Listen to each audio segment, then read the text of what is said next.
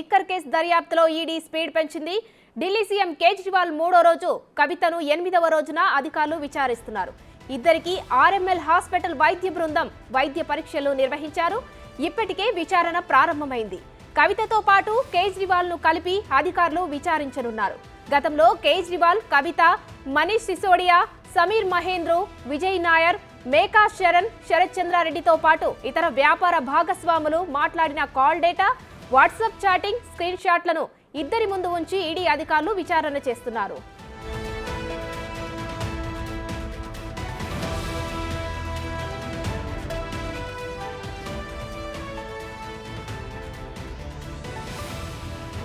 కేజ్రీవాల్, కవితను కలిపి విచారిస్తేనే అసలు విషయాలు బయటకు వస్తాయని ఈడీ భావిస్తోంది.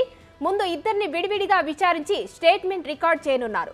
తర్వాత ఇద్దరు ఇచ్చిన స్టేట్మెంట్ ఆధారంగా కలిపి విచారిస్తారు. నేడో రేపో సమీర్ మహేంద్రను కూడా విచారణకు పిలిచే అవకాశాలున్నాయి. సమీర్ మహేంద్ర, కవిత మేనల్లుడు మేకా శరణ్ ను కూడా కలిపి విచారించనున్నట్లు సమాచారం. శనివారం హైదరాబాద్లోని మేకా శరణ్ నివాసంలో ఈడీ సోదాలు నిర్వహించింది. విచారణకు శరణ్ రానందునే సోదాలు నిర్వహించినట్లు ఈడీ అధికారులు చెబుతున్నారు.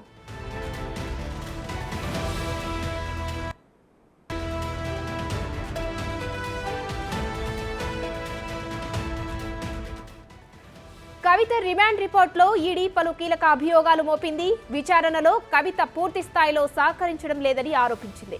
కుటుంబ సభ్యుల వ్యాపార వివరాలను కూడా వెల్లడించలేదని తెలిపింది.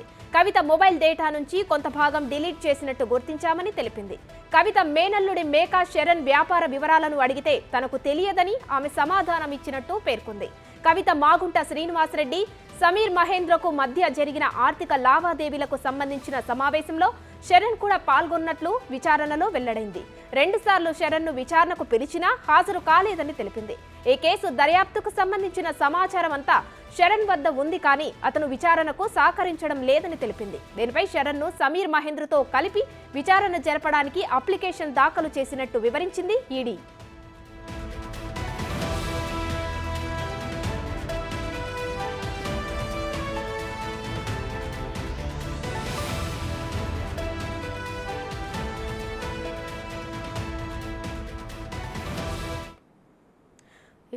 లిక్కర్ స్కామ్ కు సంబంధించి అటు కేజ్రీవాల్, కవితను విచారించనున్నారు ఈడీ అధికారులు. దీనికి సంబంధించిన మరిన్ని డీటెయిల్స్ మా ప్రతినిధి ఢిల్లీ శివ లైవ్ లో అందిస్తారు. శివ, చెప్పండి, కవితతో పాటు అలాగే కేజ్రీవాల్ కూడా విచారిస్తారు, ఇద్దరిని కలిపి విచారించే అవకాశాలు ఉన్నాయి. దీంతో పాటు ఇందులో పాత్రధారులైనటువంటి ఇతర వ్యక్తులు సమీర్ మహేంద్ర కానీ అలాగే మేకా శరణ్, కవిత మేనల్లుండి కూడా విచారించే అవకాశాలు ఉన్నట్టు తెలుస్తుంది. దీని అప్డేట్స్ ఏంటి?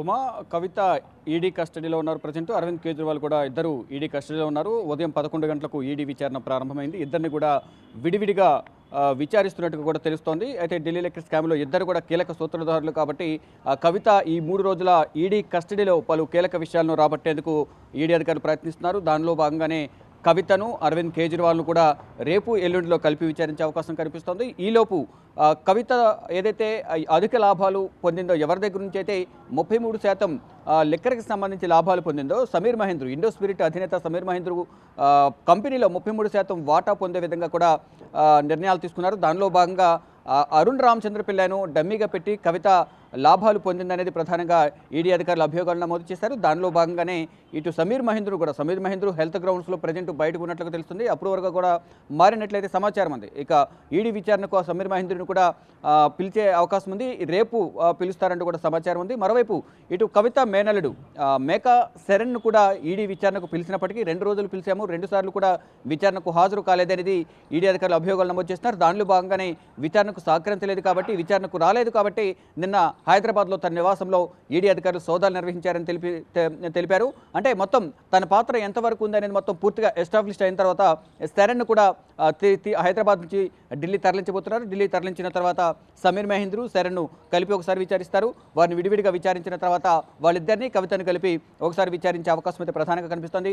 అంటే విడివిడిగా వారి దగ్గర ఉన్న ఆధారాలు కానీ స్టేట్మెంట్ కానీ నమోదు చేసిన తర్వాత మళ్ళీ ముగ్గురిని కలిపి ఆ ముగ్గురు ఏం మాట్లాడారు విడివిడిగా ఆ స్టేట్మెంట్ కూడా వాళ్ళ ముందు పెట్టి విచారించే అవకాశం అయితే ప్రధానంగా కనిపిస్తోంది. అంటే ఇదంతా కూడా ఈ 3 రోజుల వ్యవధిలోనే జరగాలి. తర్వాత మళ్ళీ ఈడీ కస్టడీ పొడిగిస్తారా లేదని కూడా చూడాల్సి ఉంది. అంటే ప్రతి ఒక్కరికి కూడా ఈడీ కస్టడీ అనేది 10 రోజుల నుంచి 14 రోజుల కస్టడీ ఇస్తారు. ఇటు కవితకు సంబంధించి మొదట 7 రోజులు ఇచ్చారు, తర్వాత 3 రోజులు ఇచ్చారు. ఇంకా అంటే 10 రోజుల కస్టడీ ఇచ్చిన నేపథ్యంలో అంటే ఇంకా మిగిలిన 4 రోజులు కస్టడీ ఇస్తారా, తీహార్ జైలుకు తరలిస్తారా అనేది కూడా చూడవలసింది. ఈ లోపలే ఈ 3 రోజుల వ్యవధిలోనే సమాచారం అంతా రాబట్టాల్సి ఉంటుంది. కాబట్టి కవితతో పాటు మేనల్లుడు మేకా శరణ్, సమీర్ మహేంద్రు, అలాగే ఇటు అరుణ్ రామచంద్ర పిల్లై, గోరంట్ల బుచ్చిబాబు గతంలో ఈ కేసు సంబంధించి గోరంట్ల బుచ్చిబాబును ప్రతి సందర్భంలో కూడా పిలిచిన నేపథ్యంలో హైదరాబాద్ నుంచి ఢిల్లీ వచ్చి విచారణ ఎదుర్కొని వెళ్ళేవారు. అదేవిధంగా ఇప్పుడు సమీర్ మహేంద్రను కూడా అదేవిధంగా పిలిచే అవకాశం కనిపిస్తుంది.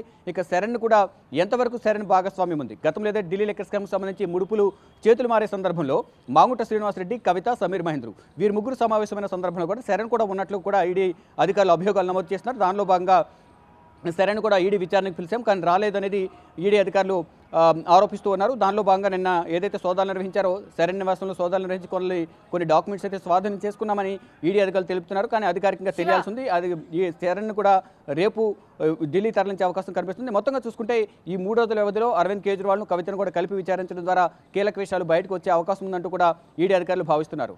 శివ, అలాగే కవిత విచారణకు సహకరించడం లేదని కూడా తెలుస్తోంది. ఆ ఉద్దేశంతోనే ఇటు కేజ్రీవాల్ను, కవితను కలిపి విచారిస్తున్నారని తెలుస్తుంది. దీనికి అప్డేట్స్ ఏంటి శివ? రైట్, ఇక 7 రోజుల కస్టడీలో కవితను విచారించిన ఈడీ అధికారులకు అంటే స్పష్టమైన సమాధానాలు ఇవ్వడం లేదనేది కవితపై ఆరోపణలు చేస్తున్నారు ఈడీ అధికారులు. దానిలో భాగంగానే అంటే వారి కుటుంబ వ్యాపార లావాదేవీలకు సంబంధించి బ్యాంక్ స్టేట్మెంట్స్ కూడా అడిగారు.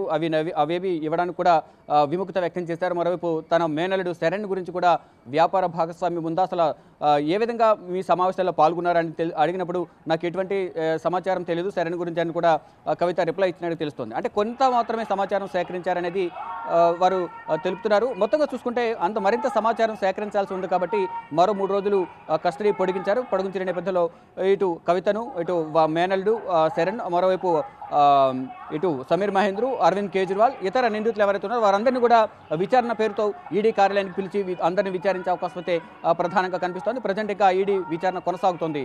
ఉమా, శివ, అలాగే కవిత మేనల్లుడు ఎవరైతే ఉన్నారో శరణ్ మరి విచారణకు అందుబాటులో ఉన్నారా? ప్రజెంట్ శరణ్ హైదరాబాద్లో ఉన్నారు. ఈడీ సోదాలు నిర్వహిస్తున్న నేపథ్యంలో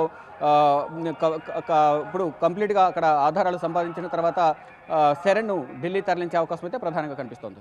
కేజ్రీవాల్ కవితను విచారించే సమయంలో ఎలాంటి ప్రశ్నలను ఈడీ వారి ముందుంచే అవకాశం ఉంది? దాదాపుగా స్క్రీన్ షాట్లు, వాట్సాప్కి సంబంధించిన స్క్రీన్ షాట్లు, మెసేజ్లను కూడా అక్కడ చూపించే అవకాశాలు అయితే కనిపిస్తున్నాయి. ఇంకా ఎలాంటి ప్రశ్నలను సంధించే అవకాశం ఉంది శివ? రైట్, ఇప్పటివరకు ఏదైతే దీంట్లో నిందితులుగా ఉన్నవారు ఇచ్చిన సమాచారం కానీ స్టేట్మెంట్ ఆధారంగా వారితో మాట్లాడిన కాల్ రికార్డ్స్ కానీ వాట్సాప్ చాటింగ్ కానీ స్క్రీన్ షాట్లు ఇవన్నీ కూడా ఈడీ అధికారుల దగ్గర ఆధారాలు ఉన్నాయి. ఆ ఆధారాలను కూడా వారి ముందు ఉంచి ప్రశ్నించబోతున్నారు. అయితే ఈ లిక్కర్ పాలసీ ఎందువల్ల మార్చాల్సి వచ్చింది, ఎందుకు మార్చడం వల్ల ప్రభుత్వానికి ఎంత లాభం వచ్చింది అనే దానిపై కూడా కీలకంగా ఈ ప్రశ్నలు సంధించే అవకాశం అయితే కనిపిస్తోంది. ఈ ఈడీ కస్టడీలోనే మొత్తం సమాచారం అంతా సేకరించిన తర్వాత కస్టడీ ముగిసేలోపు ఛార్జ్షీట్ కూడా ఇరువురికి సంబంధించి కవిత, అరవింద్ కేజ్రీవాల్కి సంబంధించి ఛార్జ్షీట్ కూడా రౌజవని కోర్టులో ఈడీ అధికారులు దాఖలు చేసే అవకాశం కనిపిస్తుంది. ఈ ఛార్జ్షీట్లో ఎటువంటి సమాచారాన్ని వారి నుంచి రాబట్టారు, ఇటు గతంలో ఎవరైతే అప్రూవర్గా మారి వారు ఇచ్చిన వాంగ్మూలం ఆధారంగా వీరిని ప్రశ్నించబోతున్న నేపథ్యంలో ఆ ప్రశ్నలకు ఇద్దరు ఎటువంటి సమాధానాలు ఇచ్చిన దానిపై కూడా ఈ ఛార్జ్షీట్లో నమోదు చేసి రౌజవని కోర్టులో ఈ ఛార్జ్షీట్ను దాఖలు చేసే అవకాశం అయితే ప్రధానంగా ఉంది. Right, thank you Shiva.